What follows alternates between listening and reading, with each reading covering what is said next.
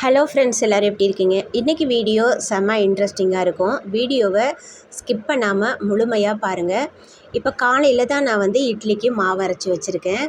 இது நாம் மழை நேரத்தில் ஃப்ரிட்ஜில் வைக்கணுங்கிற அவசியமே இல்லை. இது போல் ஒரு டம்ளர் எடுத்து நல்லா கவுத்து விட்டுட்டிங்க அப்படின்னாக்கா இது அதிகமாக புளிப்புத்தன்மையை கொடுக்காது. அதே சமயம் நம்மளுக்கு தேவையான அளவு புளிப்பும் இருக்கும். நான் காலையில் அரைச்சி வைக்கும்போது எந்த அளவுக்கு மாவு இருந்துச்சு பாருங்கள். இந்த டம்ளர் நான் வைக்கலைன்னா மாவு பொங்கி வெளியில் வந்திருக்கும். டம்ளர் வச்சதுனால மாவு மீடியமாகவே பொங்கியிருக்கு. இப்போ நம்ம டம்ளரெல்லாம் எடுத்துட்டு மாவை நல்லா கலந்து விட்டுட்டு வச்சிட்டோம்னாக்க நம்ம ஃப்ரிட்ஜில் வைக்கணுங்கிற அவசியமே இல்லை. அதிகமாகவும் புளிக்காது, அதே சமயம் நல்லா புளிப்பாகவும் இருக்கும். இந்த வீடியோ உங்களுக்கு கண்டிப்பாக பயனுள்ளதாக இருந்துச்சுனாக்க வீடியோவுக்கு ஒரு லைக் கொடுத்துருங்க. சேனலை சப்போர்ட் பண்ணுங்கள். நான் நிறைய ஷார்ட்ஸ் போட்டுட்ருக்கேன். கண்டிப்பாக என்னோடய சேனலை செக் பண்ணி பாருங்கள், லைக் பண்ணுங்கள்.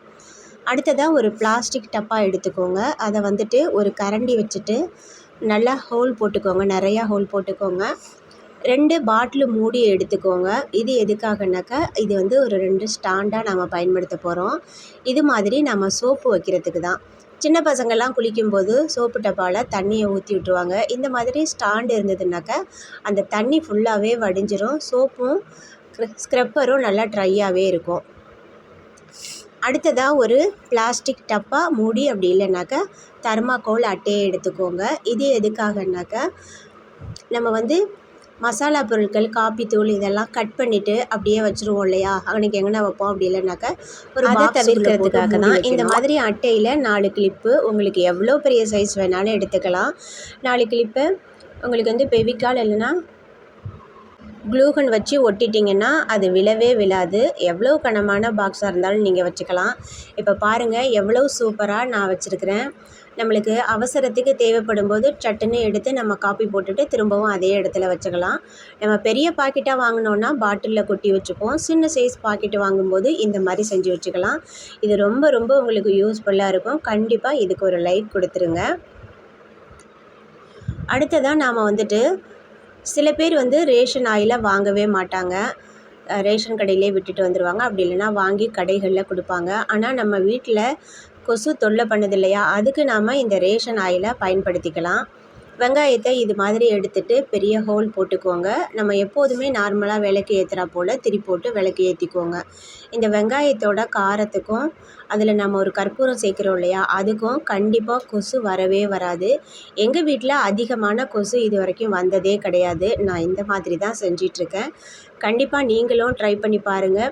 வீடியோ பார்க்குறதோடு மட்டும் இல்லாமல் ட்ரை பண்ணி பாருங்கள். அப்போ தான் இது எது நிஜம் பொய் அப்படிங்கிறது உங்களுக்கு தெரியும். அடுத்ததாக நாம் பார்க்க போகிறது, தவிர்க்க முடியாமல் சில நேரங்களில் நம்ம கடைகளில் மாவு வாங்குவோம் இல்லையா, அந்த மாவு சில நேரம் அழுத்தமாக இருக்கும். இட்லி 2 விஷயத்தை நாம் ஃபாலோ பண்ணோன்னா கண்டிப்பாக இட்லி பஞ்சு மாதிரி சூப்பராக வரும். மாவுக்கு தகுந்த அளவுக்கு நல்லெண்ணெயோ தேங்காய் எண்ணெயோ சேர்த்துக்கோங்க. நல்லா கலந்து விட்டுக்கோங்க. அதுக்கப்புறமா நீங்கள் தண்ணி சூடாகி நல்லா கொதித்ததுக்கு அப்புறம் தான் மாவை ஊற்றி நம்ம வைக்கணும். இப்படி செய்கிறதுனால இட்லி ரொம்ப ரொம்ப சூப்பராக வரும். இப்படித்தான் நான் ரொம்ப காலமாக செஞ்சிட்ருக்கேன். சில சமயம் உளுந்து பற்றாமல் இட்லி கல்லாக போயிடும். இந்த மாதிரி செஞ்சு பார்த்திங்கனாக்கா ரொம்ப ரொம்ப சூப்பராக இருக்கும்.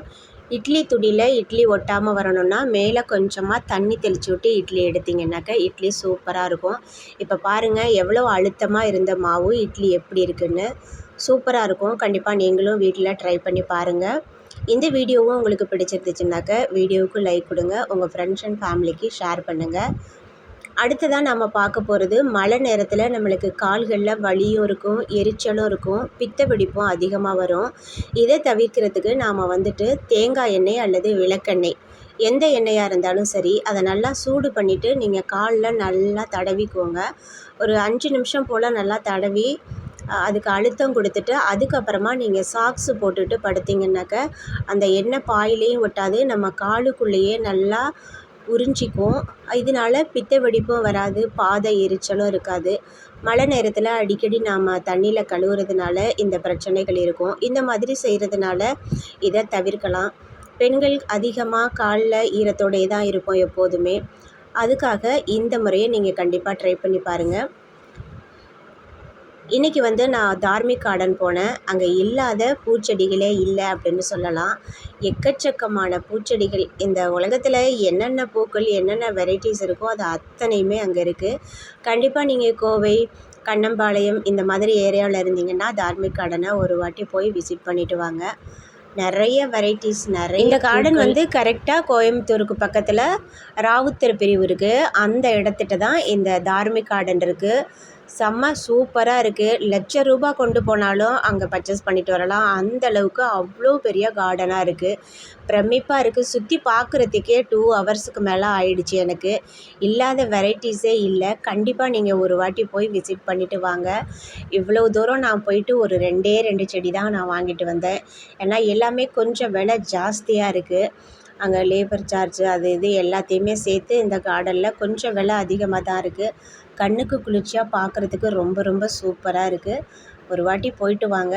என்னோடய இந்த வீடியோஸ் டிப்ஸ் எல்லாம் உங்களுக்கு பிடிச்சிருந்துச்சுன்னா கண்டிப்பாக வீடியோவுக்கு லைக் கொடுங்க. உங்கள் ஃப்ரெண்ட்ஸ் அண்ட் ஃபேமிலிக்கு ஷேர் பண்ணுங்கள்.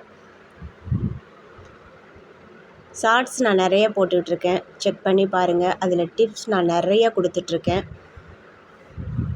இது வரைக்கும் பொறுமையாக இந்த வீடியோவை பார்த்ததுக்கு ரொம்ப ரொம்ப ரொம்ப ரொம்ப நன்றி. தேங்க்ஸ் ஃபார் வாட்சிங். தொடர்ந்து வீடியோ பாருங்கள் மக்களே. நன்றி.